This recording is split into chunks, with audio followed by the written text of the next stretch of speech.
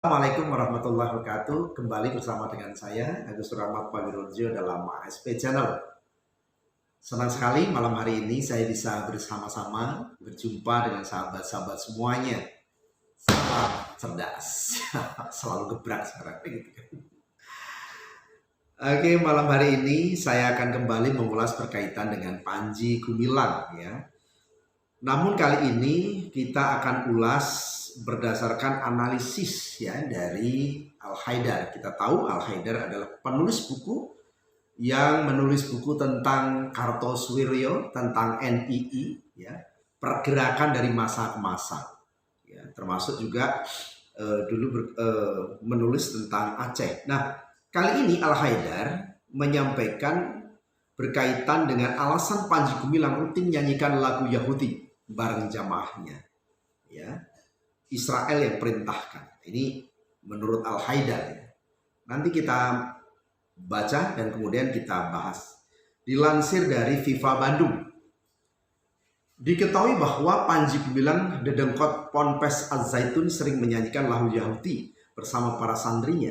Ternyata dia memiliki hubungan dengan Israel menurut pengamat teroris Al-Haidar dalam program Fakta di TV One. Ya, jadi memang kita juga sering mendengar ya, pada saat bersama dengan jamaahnya, bahkan ketika juga berjumpa dengan wartawan, ya, dengan awak media juga selalu sampaikan hal itu. Salam alaikum. Ya. Nah, tentu ini menjadi sesuatu yang tidak lazim di tengah masyarakat kita, di tengah masyarakat Muslim. Namun kita lihat nanti kita akan tahu. Dulu kita memang senang dengan aliran NII KW9 ini karena pada waktu itu juga mengajarkan tentang rasionalitas dan juga keajaiban dan juga toleransi tutur Al-Haidar.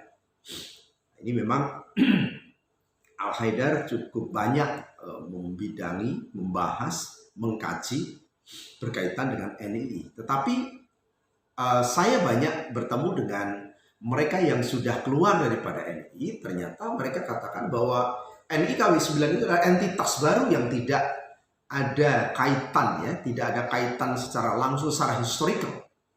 Ketika Adah Jailani, ya kan, Adah Jailani kemudian dipenjara, kemudian tiba-tiba muncul yang namanya Abu Toto dan kemudian Panji Gumilang ini. Ya. Tapi kemudian baru kita ketahui ternyata toleransi yang adalah sebuah sinkreditasi. Artinya menggabungkan semua ajaran-ajaran agama, ajaran agama Yahudi, Islam, Kristen, semua disatukan menjadi satu sambungnya.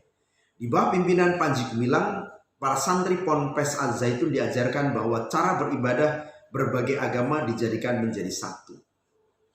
Jadi kemudian cara beribadahnya juga digabungkan. Nanti orang-orang beribadah di sinagog, masjid itu jadi satu tempat, dan mereka juga menafsirkan bahwa namanya komunisme itu ya seperti itu. Jadi nanti nggak ada lagi negara, yang ada adalah komunitas-komunitas yang adalah komunitas-komunitas yang ada jamaah, yang setiap orang itu bebas bergerak, kata Al-Haidar. Tidak ada lagi batas-batas wilayah teritorial. Ini menurut Al-Haidar ya. Tak hanya itu, Al-Haidar menyampaikan bahwa hubungan diplomatik dengan Israel telah dijalin Panji Gumilang sejak tahun 1993. Kita tahu bahwa gonjang-ganjing tentang KW9 itu memang berkisar tahun 91, 92, 93. Awal-awal munculnya KW9. Kita tahu pergerakan KW9 itu dimulai memang di tahun-tahun itu. Ya. Dulu tahun-tahun 1993 banyak rapat Abu Toto. Ya. Abu Toto atau Panji Gumilang ini menyampaikan bahwa negara Indonesia itu bodoh karena tidak mau menjalin hubungan diplomatik dengan Israel, dan satu negara ini apa ya, Taiwan ungkapnya. Ya, jadi ini lagi-lagi ini menurut Al-Haidar ya. Karena Israel ini memiliki banyak kemajuan teknologi, pertanian dan sebagainya, bahkan penggemukan sapi Australia yang ada di Al-Zaitun itu sebenarnya diharapkan nantinya itu akan mengundang ahli-ahli atau sarjana dari Israel untuk mengembangkan sistem pertanian terpadu lanjutnya.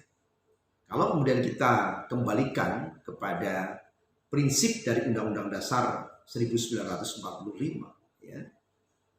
Maka dalam pembukaan itu jelas sekali katakan bahwa kemerdekaan itu adalah hak segala bangsa, dan oleh karena itu maka penjajahan di atas dunia harus dihapuskan. Nah, kita tahu bagaimana Israel hari ini mengkooptasi Palestina, ya. Dan tentu ini mencederai semangat, ya, semangat kemerdekaan bangsa Indonesia. Kalau kemudian justru membangun hubungan dengan Israel. Bahkan pemimpin Ponpes Al-Zaitun juga meminta kelompok Islam liberal untuk mempromosikan agama Yahudi. Pada waktu itu Panji Gumilang sudah menyatakan bahwa dia akan mempengaruhi politisi-politisi Indonesia untuk membuka hubungan diplomatik dengan Israel dan menyuruh kelompok-kelompok Islam liberal untuk mempromosikan tentang agama Yahudi, bahwa mereka itu, ungkap pengamat terorisme Al-Haidar. Boleh dikatakan pada waktu kita yakin sekali bahwa agama Yahudi, Kristen, dan Islam adalah agamanya Ibrahim, dan itu adalah agama yang satu dengan kita. Cara ibadahnya kurang lebih mirip, apalagi kalau nanti bisa disatukan semuanya lanjutnya. Ya, ini ngawur ini. Kalau benar seperti ini ngawur. Ini ngawur. Kalau kemudian kita mengaku sebagai milah Ibrahim, ya, Ibrahim itu adalah Muslim, ya, maka tegak lurus dia seperti itu. Tapi biarkanlah ini ranah Majelis Ulama Indonesia untuk menjelaskan hal ini, ya. Kedekatan Panji Gumilang dan Israel ternyata sudah terjalin sejak dulu. Sudah dari dulu sejak tahun 1993. Ini dimunculkan kembali untuk menyegarkan lagi bahwa keputusan Indonesia pada masa Soekarno yang menyatakan bahwa tidak mau membuka hubungan diplomatik dengan Israel itu adalah keputusan yang salah, pungkas Al-Haidar. Tampaknya harapan Panji Gumilang perlahan mulai terwujud. Jadi saya melihat ambisi Panji Gumilang itu sangat utopis. Saya lihat ini sudah hampir terwujud, ya. Pemerintah sekarang sudah membuka hubungan diplomatik, sudah mulai saling berkunjung lah. Saya kira ini sebuah penyelewengan atau perselingkuhan politik, ya, pemerintah sekarang, jelas Al-Haidar, ya. Lagi-lagi ini menurut Al-Haidar, ya. Menurutnya pemerintah seharusnya lebih menaruh perhatian kepada bangsa yang dijajah, yakni bangsa Palestina. Pemerintah sekarang harus perhatian, ya, dengan kesengsaraan penderitaan dari orang-orang yang masih dijajah, yaitu bangsa Palestina, ya. Kita lanjutkan, ya. Jadi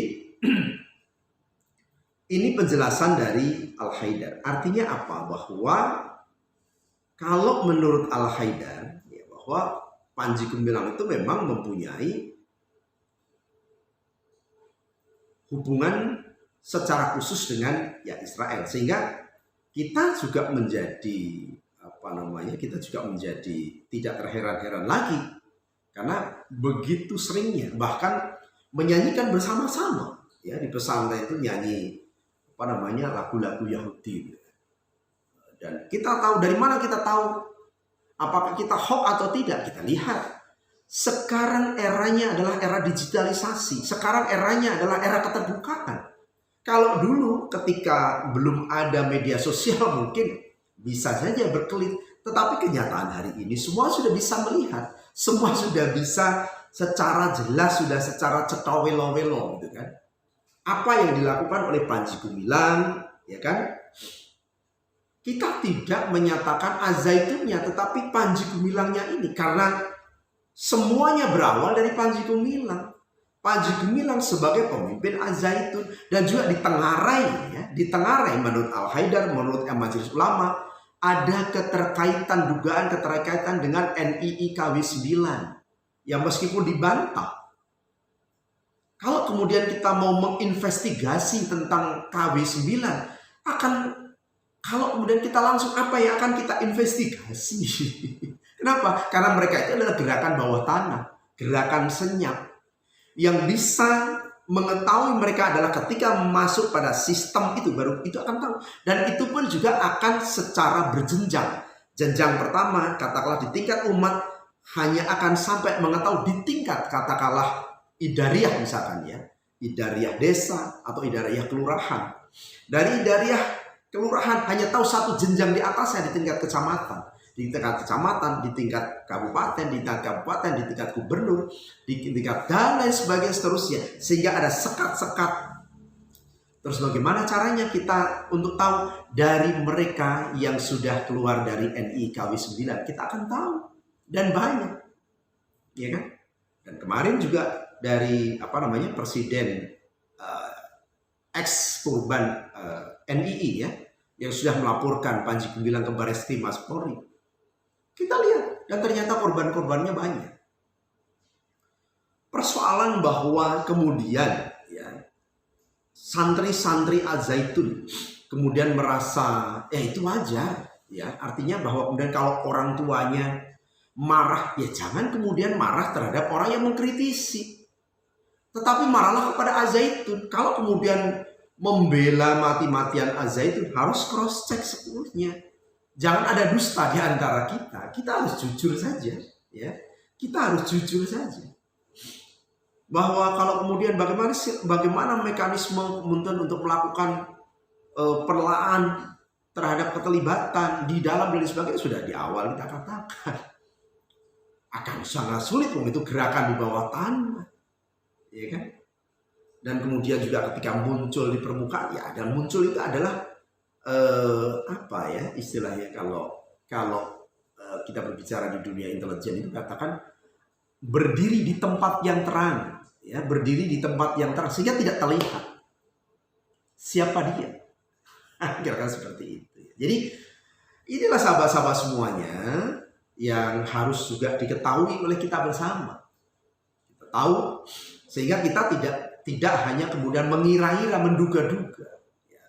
Tapi sekali lagi bahwa saat ini persoalan sudah ditangani oleh Barreskrim Mabes Polri. Dan informasi yang disampaikan sudah dinaikkan tingkat dari penyelidikan ke penyidikan. Ya. Artinya kalau dulu baru lidik, sekarang sudah sidik. Ya. Artinya kalau sudah sidik ada satu tingkat. Ya. Ada satu tingkat di atasnya. Kita lihat pada episode berikutnya, apakah kemudian akan ada tersangka. Karena kemudian kalau kita akan lihat apa yang akan bisa dikenakan, polisi bisa menerapkan pasal 156A Kitab Undang-Undang Hukum Pidana berkaitan dengan apa, kan gitu kan? Ya tentu kita tahu, ya. Dan bisa juga ketika itu disebarkan, bisa dikenakan dengan Undang-Undang ITE dan sebagainya. Ya, semoga ini memberikan satu gambaran kepada kita. Memang kita tidak boleh secara emosional. Saya ingin katakan sekali lagi, saya ingin katakan bahwa pisahkan antara Panji Gumilang dengan Al-Zaitun. Meskipun ini ada benang merah, yang itu tidak mungkin tidak ada benang merah.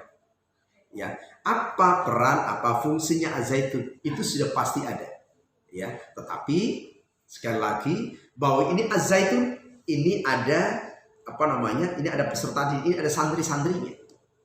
Kita juga tidak ingin kemudian orang tua kemudian merasa tidak terima dan sebagainya dengan adanya demo dan sebagainya, tidak menyelesaikan masalah. Ya, harusnya justru melakukan cross check kepada Panji Gumilang. Kenapa Panji Gumilang menyampaikan hal itu dan mensiarkan itu, dan itu berulang di mana-mana.